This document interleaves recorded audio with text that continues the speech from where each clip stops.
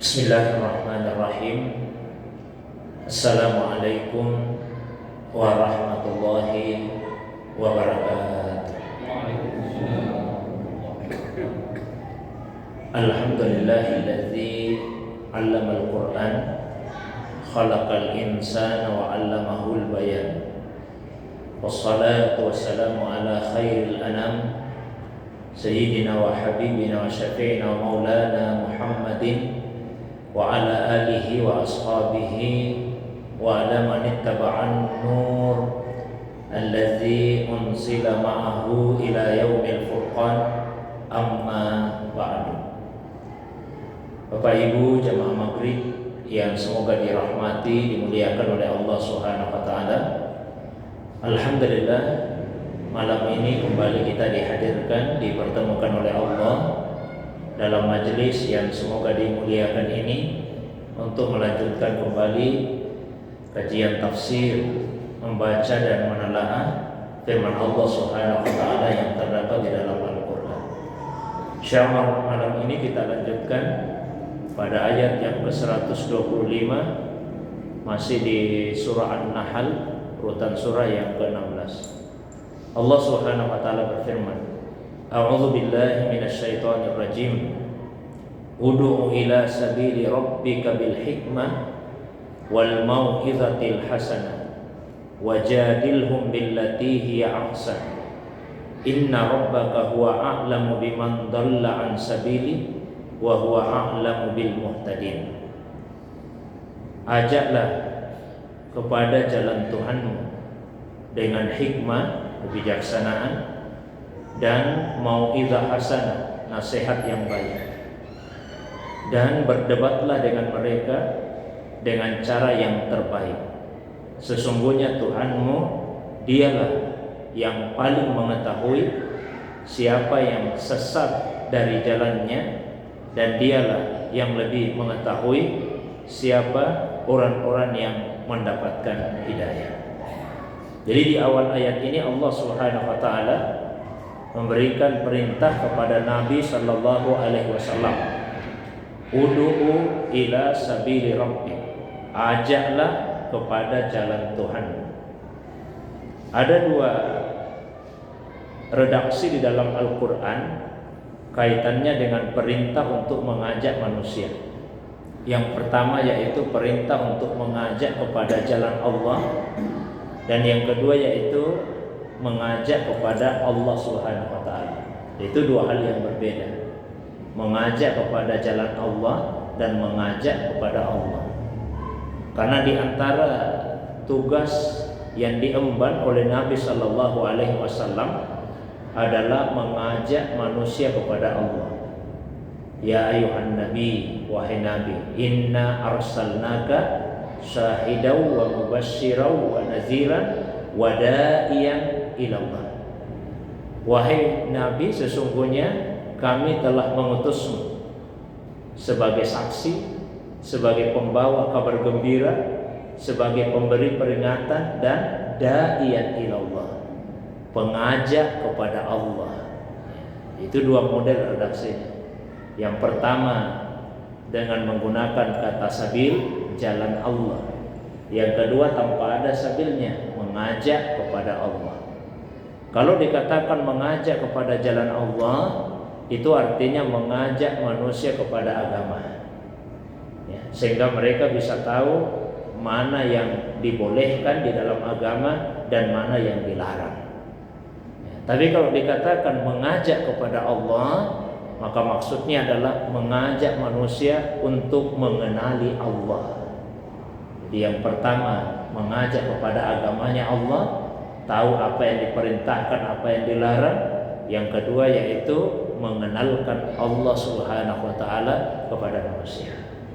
Nah, kalau untuk yang pertama mengajak kepada agama, banyak yang bisa melakukan itu.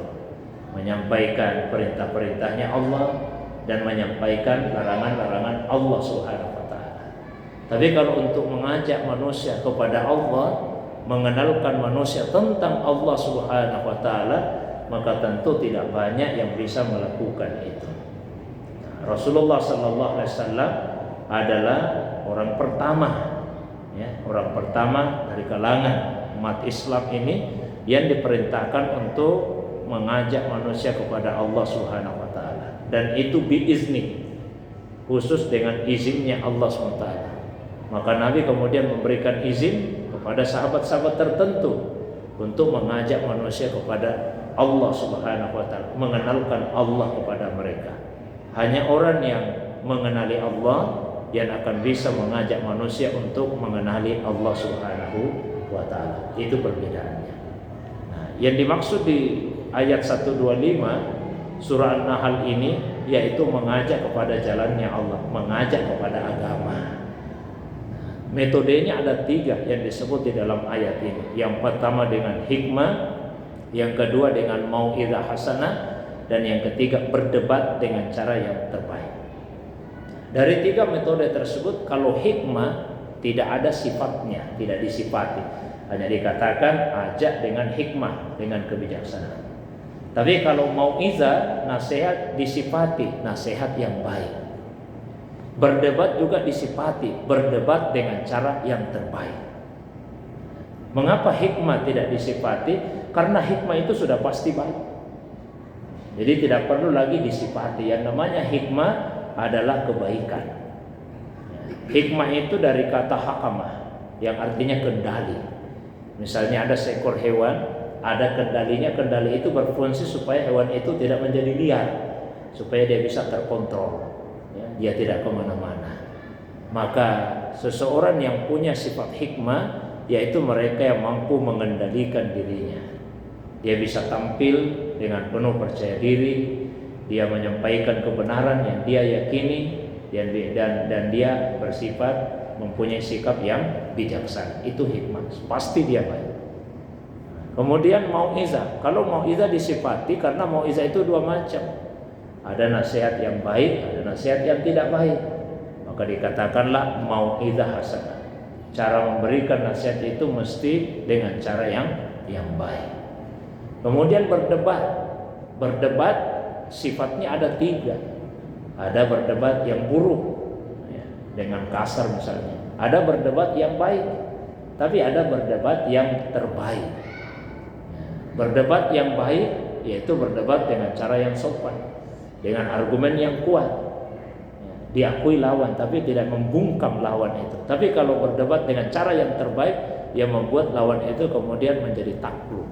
Caranya tetap sopan, argumennya kuat, dan yang menjadi lawan debat pun kemudian menjadi takluk. Itulah debat yang ahsan, debat yang terbaik. Jadi mengajak manusia kepada agama, metodenya dengan 3 yang disebut di dalam ayat ini.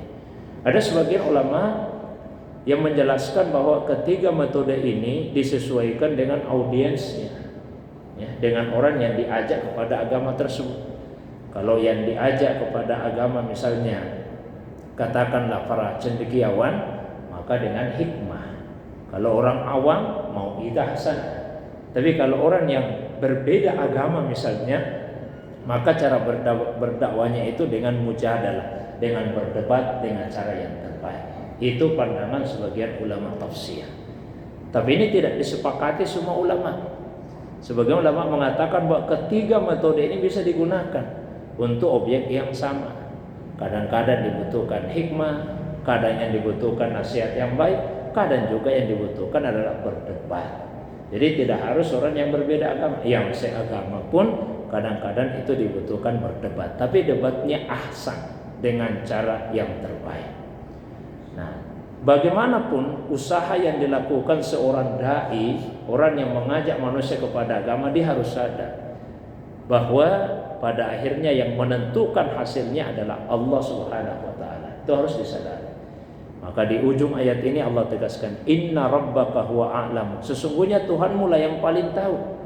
Biman dalla an sabili, siapa yang akan sesat dari jalannya.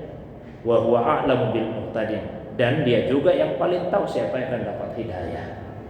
Kalau kaidah ini tertanam dengan kuat di dalam hati seorang dai, dia tidak akan kecewa ketika apa yang dia sampaikan itu tidak diterima. Dia sadar, oh, Allah sudah sampaikan, Allah yang paling tahu siapa yang akan sesat. Dan sebaliknya, ketika dakwanya itu diterima, itu juga tidak akan membuatnya lupa diri, tidak akan membuatnya menjadi sombong, karena dia sadar bahwa bukan usahanya yang membuat dakwah itu diterima, tapi itu semata-mata karena hidayah dari Allah Subhanahu wa Ta'ala. Jadi ketika dakwah itu ditolak, tidak akan membuat kecewa, bahwa Allah yang tahu siapa yang sesat. Dan ketika dakwah itu diterima, juga tidak akan membuat sombong, tidak akan membuat angkuh, karena Allah lah yang memberikan hidayah kepadanya. Jamaah yang dirahmati dimulai Allah. Kemudian yang berikutnya ayat 126. Wa in aqabtum fa'aqibu bimisli ma uqibtum bihi wa la in sabartum lahuwa khairul lis-sabirin. Dan jika engkau memberikan balasan, maka balaslah dengan cara yang serupa dengan apa yang ditimpakan kepadamu. Dan jika engkau benar-benar bersabar, maka sungguh itulah yang lebih baik bagi orang-orang yang sabar. Sebagian ulama menyatakan bahwa sabab nuzulnya ayat ini berkaitan dengan kematian pamannya Nabi, yaitu Hamzah bin Abdul Muttalib. Seperti yang umum kita ketahui bahwa paman Rasulullah SAW, Hamzah bin Abdul Muttalib, itu gugur dalam perang Uhud. Tapi bukan kematiannya, bukan kematiannya yang sangat disesali oleh Nabi SAW. Tapi setelah kematiannya itu apa yang dialami oleh beliau.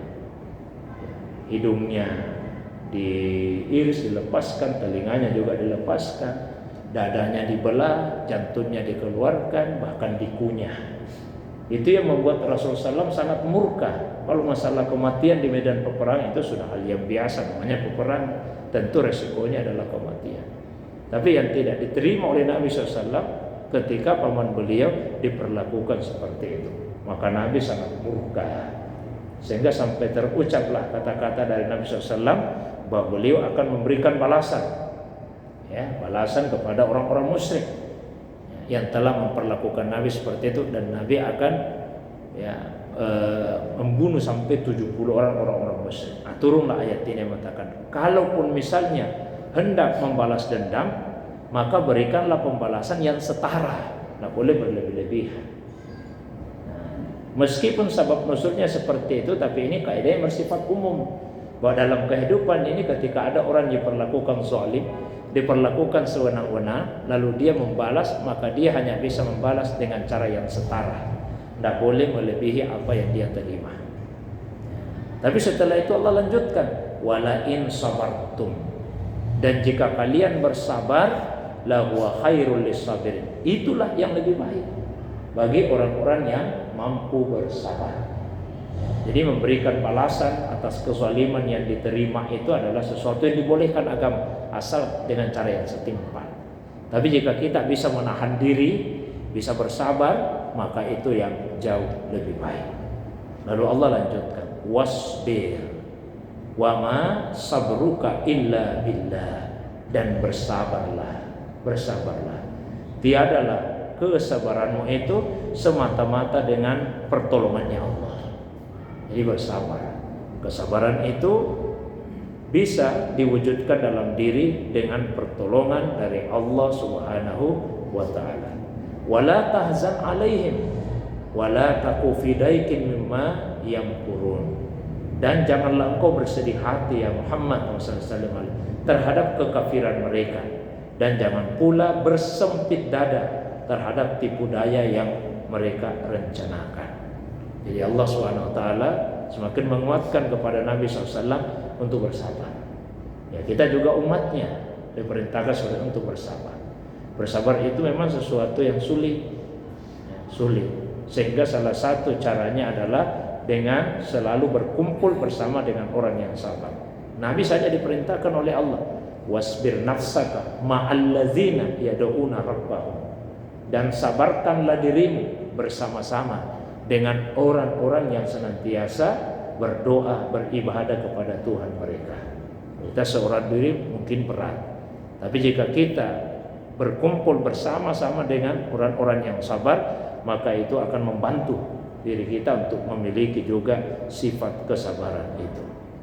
Jangan bersedih hati terhadap mereka, dan jangan juga dada itu terasa sempit disebabkan makar tipu daya dilakukan oleh orang-orang yang kafir, oleh orang-orang yang durhaka.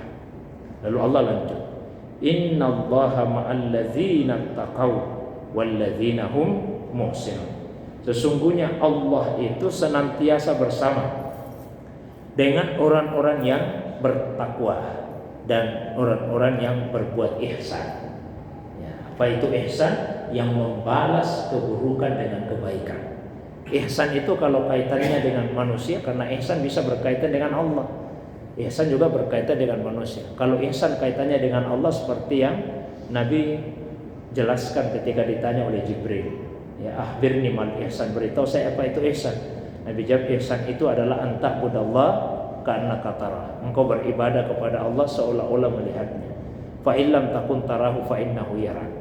Maka jika engkau tidak melihatnya, sesungguhnya Allah yang melihatmu. Itu ihsan kepada Allah. Tapi kalau ihsan kepada manusia, maknanya paling tidak ada dua. Satu, membalas keburukan dengan kebaikan. Itu namanya ihsan. Kalau kebaikan dibalas dengan kebaikan, itu belum ihsan, baru baik namanya. Ada orang berbuat baik, kita balas dengan kebaikan, itu baik. Tapi kalau ada orang yang berbuat buruk, lalu kita balas dengan kebaikan, itulah ihsan. Makna pertamanya. Kemudian makna kedua dari ihsan, ihsan itu lebih tinggi dari adil. Sehingga biasanya khatib Jumat pada khutbah yang kedua itu sering membaca satu ayat, innallaha ya'muru bil adli wal ihsan. Sesungguhnya Allah menyuruh adil dan menyuruh ihsan. Ihsan lebih tinggi daripada adil. Kalau adil, memberikan kepada orang lain sesuai haknya dan mengambil dari orang lain sesuai hak orang yang mengambil tersebut. Tapi kalau ihsan, memberikan kepada orang lain lebih banyak daripada haknya dan mengambil dari orang lain lebih sedikit daripada hak. Contoh, kalau misalnya ada yang meminjam uang 1 juta, pada saat dia kembalikan kita ambil juga 1 juta, itu namanya adil, sesuai hak kita. Tapi kalau misalnya dia mau kembalikan 1 juta, kita hanya mengambil 7,5, itu namanya ihsan, karena mengambil lebih sedikit daripada hak kita. Sebaliknya, kalau misalnya ada seseorang yang naik, katakanlah naik angkutan umum, tarifnya 10.000, dia kasih 10.000, itu namanya adil, sesuai hak sopir itu. Tapi kalau misalnya ketika naik angkutan umum dikasih uang 50.000 dan tidak diambil kembaliannya, itu namanya ihsan, karena memberikan lebih banyak daripada apa yang menjadi haknya. Nah, Allah menyukai satu, orang yang bisa bersabar, yang kedua orang yang bertakwa, yaitu yang memelihara diri sehingga tidak terkena azabnya Allah dengan cara melaksanakan perintahnya dan menjauhi larangannya. Dan Allah juga bersama dengan orang-orang yang berbuat ihsan, sabar, ketakwaan, dan ihsan. Inilah yang membuat orang tersebut akan dibersamai oleh Allah Subhanahu wa ta'ala. Saya kira itu rangkaian ayat-ayat yang terakhir dari surah An-Nahl. Dengan demikian malam ini terakhir kita baca surah An-Nahl. Insyaallah pekan depan kita akan pindah ke surah yang ke-17, yaitu surah Al-Isra. Baik Bapak Ibu jamaah sekalian, seperti biasa, kalau ada yang ingin ditambahkan, ada yang ingin ditanyakan, didiskusikan, baik yang berkaitan dengan kandungan ayat atau masalah agama yang lain, ya, masalah agama yang lain di luar dari kajian tafsir ini, saya persilakan kepada jamaah sekalian. Ada Pak Ustaz? Bismillahirrahmanirrahim. Assalamualaikum warahmatullahi wabarakatuh. Assalamualaikum. Terima kasih atas kesempatan yang diberikan. Yang pertama yang saya tanyakan, Sayyidina Ali bin Abi Thalib pernah berkata, kesaliman di atas dunia ini akan tetap ada, bukan karena banyaknya orang-orang yang jahat, tapi diamnya orang-orang yang baik. Ini 14 abad yang lalu Sayyidina Ali pernah berkata, tapi masih relevan di sekarang, apalagi menjelang pilkada kiai maupun misalnya tentang ini. Yang kedua, ada sunnah Nabi yang mungkin orang sudah banyak yang meninggalkannya, tentang kalau mau salat berjamaah di masjid, dia berduduk di masjid. Padahal sebenarnya sunnah Nabi itu berduduk di rumah, kemudian pergi ke masjid, satu kaki menghapuskan dosa dan satu kaki mengangkat derajat. Kemudian kita masuk masjid, dalam hal ini masih banyak orang yang terlalu rata-rata orang apalagi salat Jumat bisa lihat guru di masjid maupun di dalam hal ini pakaian. Baik. Yang ketiga, apakah makna persahabatan? Persahabatan yang kita rujukan adalah persahabatan dengan Nabi. Ada sahabat Nabi yang bernama Nuaiman. Nuaiman ini sangat cinta kepada Nabi. Dia selalu mengikuti tausiah-tausiah yang dilaksanakan oleh Nabi. Tapi ada salah satu sifatnya Nuaiman yang tidak bisa ditinggalkan, yaitu tiap hari minum khamar. Nabi selalu peringati Nuaiman, nasihati, Nuaiman jangan kau minum khamar. Itu khamar minuman syaitan. Iya, sunnah. Besok sampai minum lagi. Tapi pengajian datang lagi, minum khamar lagi. Tapi satu-satunya orang yang sering membuat Nabi senyum, Nuaiman lah orangnya. Pernah satu saat waktu Nabi ada keluarganya meninggal, hampir berturut-turut 2 orang, Nabi bukan seorang orang. Jadi apa yang dikerjakan Nuaiman? Dia pergi ke Said. Rumah Said itu di zaman Nabi Said adalah penjual kambing. Kemudian dia ke Said berkata, Said, saya ingin kambing 2 ekor untuk memberi hadiah kepada Nabi. Dan silahkan pilih kambingnya. Setelah dipilih, kata Said, wannya mana? Kata Nuaiman, minta sama Nabi wannya. Karena orang gini kan dia mau kasih hadiah Nabi tapi disuruh Nabi yang bayar. Tapi itu Nuaiman juga bukan yang dia antar ke Nabi dan suruh Said, tapi dia mengikut belakang. Tapi dia tiba ke rumah Nabi, dia menghindar, dia sembunyi di balik tembok sambil dia lihat Said menyerahkan kambing. Nabi tersenyum.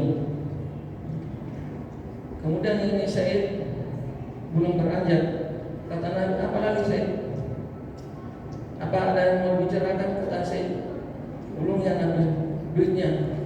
Nabi tersenyum kedua kalinya. Tapi Nabi tetap bayar itu, mau jaga ke persahabatannya dengan Nuaiman.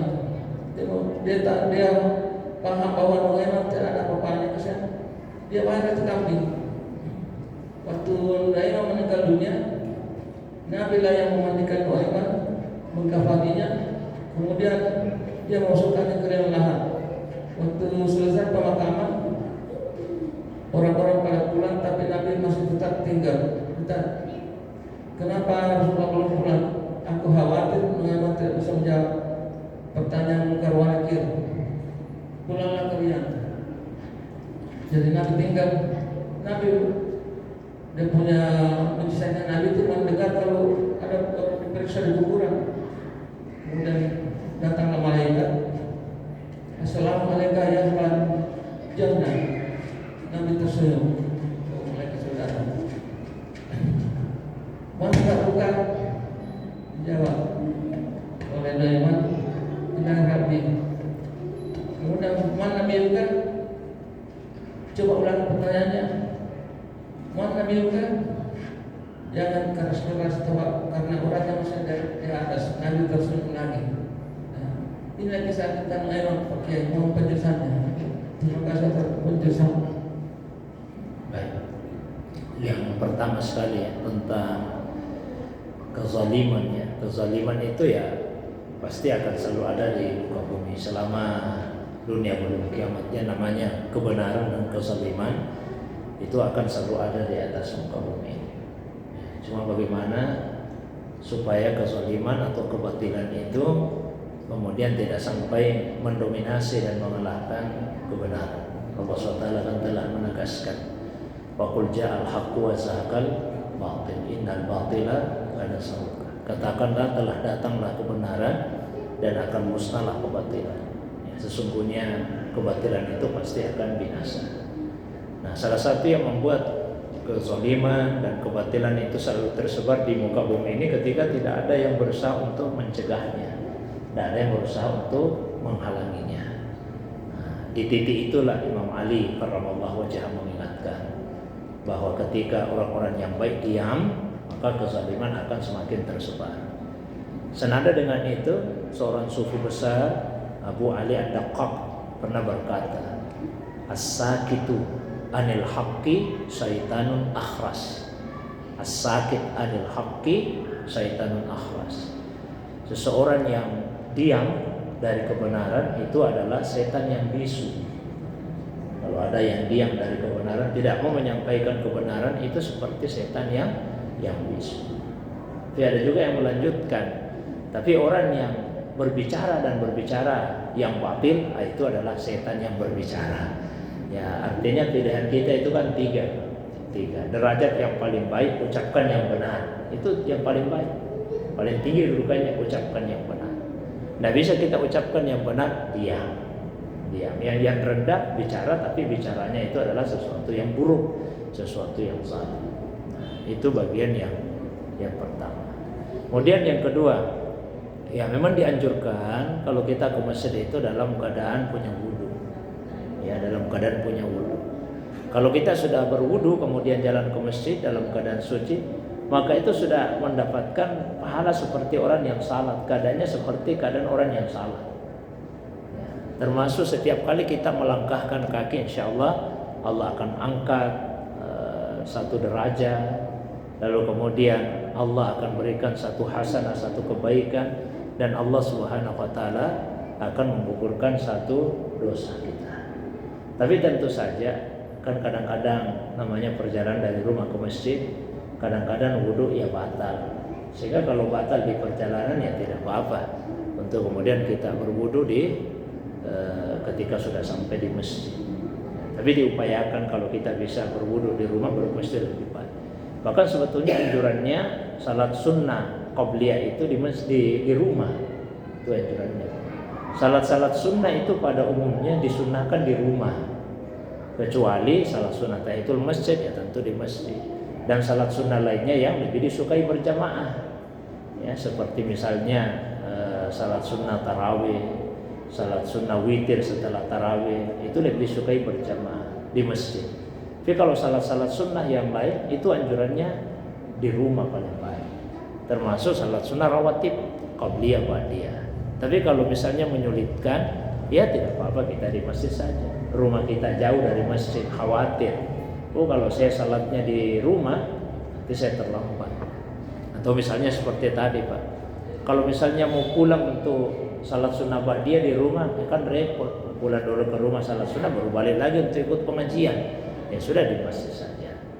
Jadi kalau anjurannya salat sunnah itu di rumah, maka tentu wudunya ya di rumah, karena baru bisa salat sunnah kalau berwudu terlebih dahulu. Itu yang kedua. Kemudian yang ketiga, karakter sahabat itu kan beda-beda. Ada yang humoris, yang diceritakan tadi Nuaiman. Ada yang katakanlah tegas, mungkin tidak humoris. Ya, macam-macam itu karakter sahabat. Tapi tentu saja ada karakter dasar yang dimiliki oleh semua sahabat. Seperti misalnya bahwa semua sahabat itu tertanam di dalam hati mereka dengan keyakinan yang kuat akan kalimat la ilaha illallah. Kemudian semua sahabat itu insya Allah mereka semua cinta kepada ilmu. Sahabat itu senantiasa menyambungkan tali silaturahim dan lain-lain sifat-sifat sahabat utama. Tapi kalau masalah humoris tidak humoris, nah itu relatif. Ada yang sahabat yang senang humor, ada yang tidak senang. Nabi pun kadang-kadang bercanda, ya bukan sering ya, tapi kadang-kadang Nabi itu bercanda. Yamza wala yaqulu illa haqqan. Tapi kalau Nabi bercanda, beliau tidak bercanda kecuali dengan yang benar. Tidak pernah Nabi mengada-ada, tidak pernah berdusta meskipun di dalam candanya. Tapi tidak berlebihan. Bahasanya para ulama, al-mizahu fil kalam kal milhi fit ta'am. Bercanda dalam pembicaraan itu seperti garam pada makanan. Ya secukupnya saja. Ya, tapi saya ingin tegaskan satu, ketika membaca kisah-kisah yang seperti itu, jangan juga kemudian dijadikan pembenar. Oh kalau begitu tidak apa-apa kita minum khamar ini misalnya. Jangan juga. Bagaimanapun juga minum khamar itu tetap adalah satu dosa yang besar. Jangan dijadikan sebagai pembenar bagi kita. Artinya ada sesuatu yang kita tempatkan untuk diri kita, ada untuk orang lain. Kalau untuk diri kita jangan kita melakukan dosa-dosa. Usahakan semaksimal mungkin untuk menjaga diri. Tapi terhadap orang lain kalau ada yang melakukannya, ya tetap pandang mereka dengan pandangan rahmat, pandangan kasih sayang. Yang karena ada yang melakukan dosa kemudian kita jauhi, semakin tenggelam dia di dalam dosa tersebut, didekati selama kita berharap bisa mengubahnya. Tapi kalau kita yang terpengaruh, maka jauhilah. Saya kira itu. Wallahu a'lam bishawab.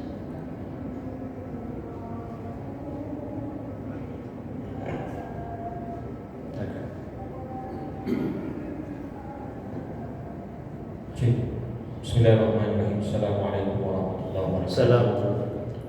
Tapi ada 3 pertanyaan. Yang pertama terkait dengan menyambung sholat ketika kita masuk. Iya. Dan seringkali bagaimana menyikapi ketika